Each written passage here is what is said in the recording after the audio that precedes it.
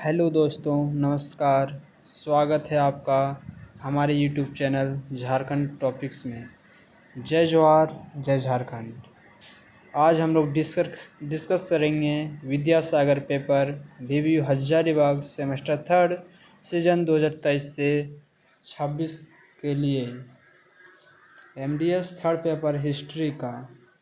तो चलिए आज हम लोग डिस्कस करते हैं, जो कि हमारा पहला क्वेश्चन है 1857 के विद्रोह के कारणों की विवेचना करें, जो कि कई बार पूछा जा चुका है। 1857 के विद्रोह को कई बार हमारे परीक्षा में पूछा जा चुका है। उसके बाद हम लोग दूसरा क्वेश्चन है 1857 के विद्रोह के स्वरूप की विवेचना करें। 1857 के विद्रोह के स्वरूप की विवेचना करें, जिसका पूरा आंसर हमारे नीचे दिया हुआ है। पॉइंट वाइज सैनिक विद्रोह, समाजक्रांति विद्रोह, मुस्लिम षड्यंत्र, राष्ट्रीय आंदोलन। उसके बाद पाँचवा पॉइंट हमारा माध्यम वर्ग। उसके बाद हमारा तीसरा क्वेश्चन जो है वो है 1857 के विद्रोह के प्रभावों का वर्णन करिए। मतलब 1857 में जो विद्रोह हुआ था उनके प्रभावों का क्या क्या प्रभाव पड़ा हमारे देश के ऊपर, इसका वर्णन करने बोला है। इसको भी हम लोग पॉइंट बाय पॉइंट लिख सकते हैं। विद्रोह के परिणाम क्या हुए, नहीं हुए। उसके बाद दूसरा पॉइंट है मुगल शासन की समाप्ति कैसे हुई। तीसरा पॉइंट है कंपनी के शासन की समाप्ति। उसके बाद चौथा पॉइंट है हमारा देश रजवाड़ों और समाप्तों के प्रति नीति कैसे रही, नहीं रही। छठा पॉइंट है भारतीयों को सरकारी नौकरियों में स्थान कहाँ मिला, नहीं मिला। वही सब आगे लिखा हुआ, अपना पढ़ लीजिएगा। उसके बाद सातवां पॉइंट हमारा सेना का पुनर्गठन। अगला क्वेश्चन हम लोग का है उन कारणों का वर्णन करें जिनके कारण भारतीय राष्ट्रीय कांग्रेस का जन्म हुआ। मतलब हमें उन कारणों का वर्णन करना है जिनके कारण भारत में राष्ट्रीय कांग्रेस का जन्म हुआ। और उसके बाद इसमें जो हमारा टॉपिक है उसको कांग्रेस की स्थापना का उद्देश्य, मतलब कि हमारे देश में कांग्रेस की स्थापना का क्या उद्देश्य था, नहीं था, उसके बारे में डिटेल दिया हुआ है। और उसके बाद अगला टॉपिक है कांग्रेस की स्थापना की प्रक्रिया में क्या क्या प्रक्रिया हुई, नहीं हुई, उसके बारे में जानना, जो कि आगे आप पढ़ ले सकते हैं। दूसरा पॉइंट। और हमारा तीसरा पॉइंट है, अगला क्वेश्चन है उदारवादियों के तरीके एवं प्रोग्रामों का परीक्षण करें। मतलब उदारवादी जो हमारे देश में रहते थे उनके तरीकों और प्रोग्रामों का परीक्षण करें। ये भी एक इम्पोर्टेंट क्वेश्चन है, इसको भी देख लीजिएगा, जो कि कई बार परीक्षा में पूछे जा चुकी है। उसके बाद हम लोग का अगला क्वेश्चन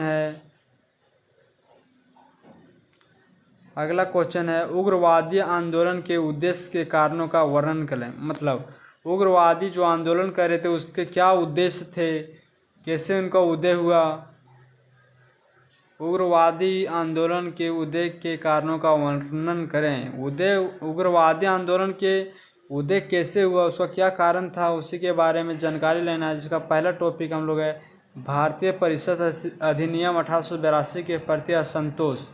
मतलब भारतीय परिषद अधिनियम जो कि 1882 में लागू हुआ था उसके प्रति लोगों का क्या असंतोष था, उसके बारे में पूरा नीचे टॉपिक दिया हुआ है।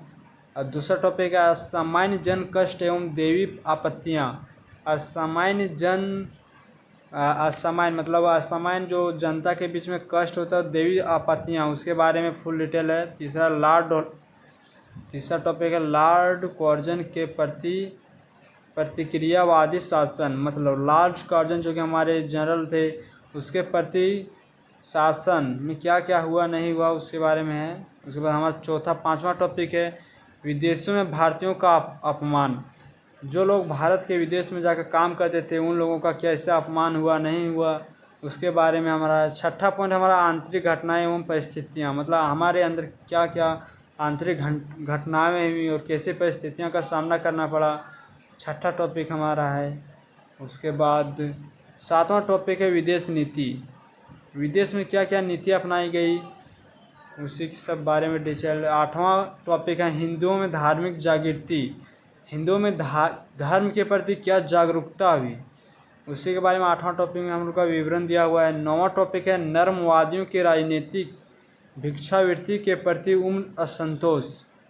उसके बाद हम लोग का अगला क्वेश्चन है असहयोग आंदोलन के कारणों का वर्णन करें। तो ये तो क्वेश्चन बहुत ही वीवीआई है, जो कि असहयोग आंदोलन बहुत से एग्जामों में अभी तक पूछी जा चुकी है। असहयोग आंदोलन के कारणों का वर्णन किया, असहयोग आंदोलन क्यों हुआ, नहीं हुआ, इसके क्या कारण थे, उसके बारे में पूरा नीचे वर्णन किया हुआ है, जो कि आप बढ़िया से देख लें।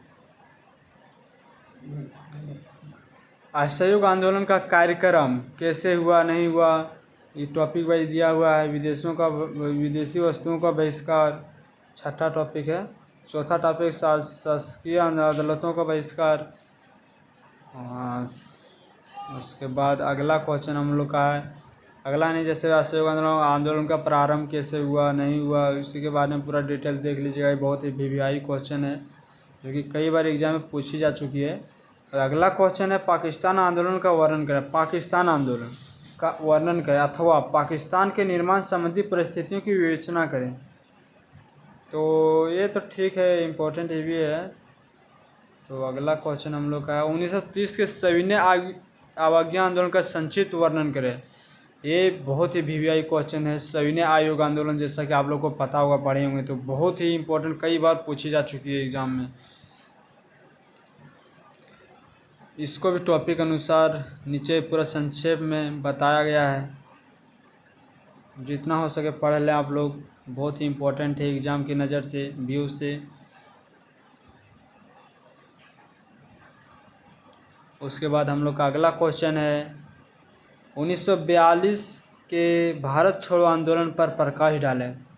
1942 में एक आंदोलन भारत में चला था जिसका नाम था भारत छोड़ो आंदोलन, उस पर प्रकाश डालें, मतलब उसके बारे में कुछ अपना लिखें। 1942 भारत छोड़ो आंदोलन क्या था, नहीं था, वही सब लिखना है, जो कि यहाँ से स्टार्ट है मेरा आंसर।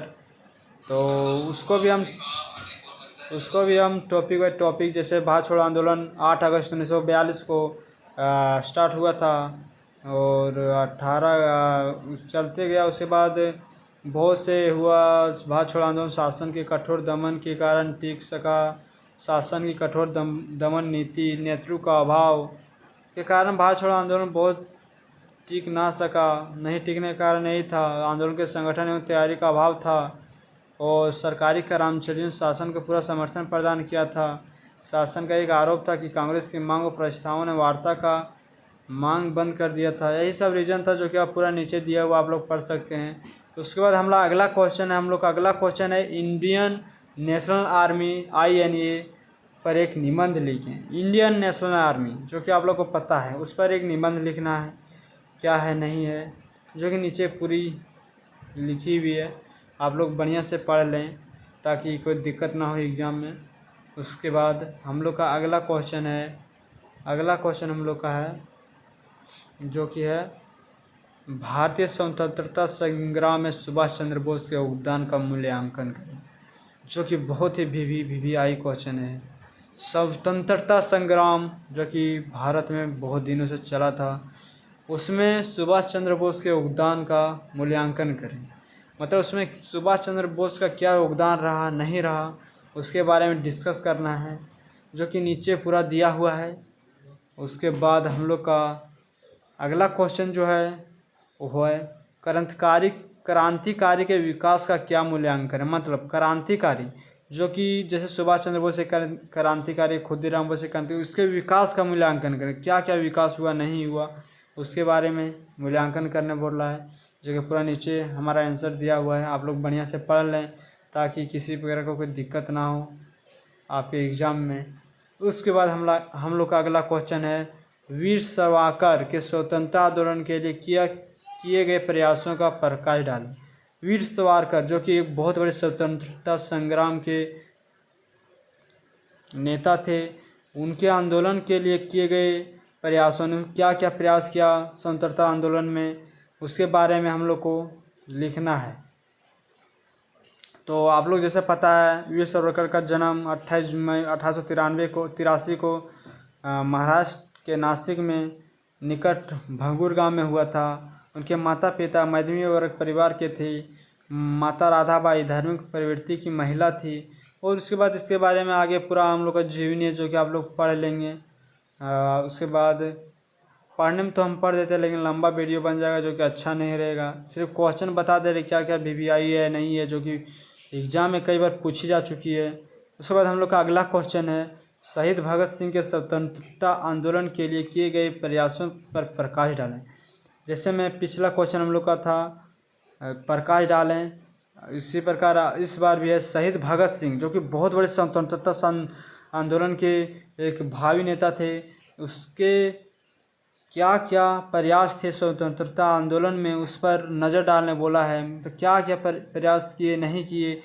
तो आप लोग को भगत सिंह के बारे में तो पता ही है, बहुत बड़े होनहार नेता थे जिनका जन्म 28 सितंबर 1907 को जनपद लायरपुर जो कि अब पाकिस्तान में है के नांगा बंगा नामक गांव में हुआ था। इनके पिता सरदार कृष्ण सिंह और बाबा सरदार अजीत सिंह पहले से क्रांतिकारी थे। उस समय देश में 2 आंदोलन सक्रिय थे। इसके अंतर्गत एक और विदेशी वस्तुओं का बहिष्कार किया जा रहा था। उसके बाद आगे पूरा डिटेल में दिया हुआ है भगत सिंह के बारे में जो कि आप लोग उसका जीवनी पढ़ सकते हैं, कैसे क्या हुआ, उसका क्या योगदान था स्वतंत्रता आंदोलन में और क्या। उसके बाद अगला क्वेश्चन हम लोग का है, अगला क्वेश्चन हम लोग का है जो कि अगला क्वेश्चन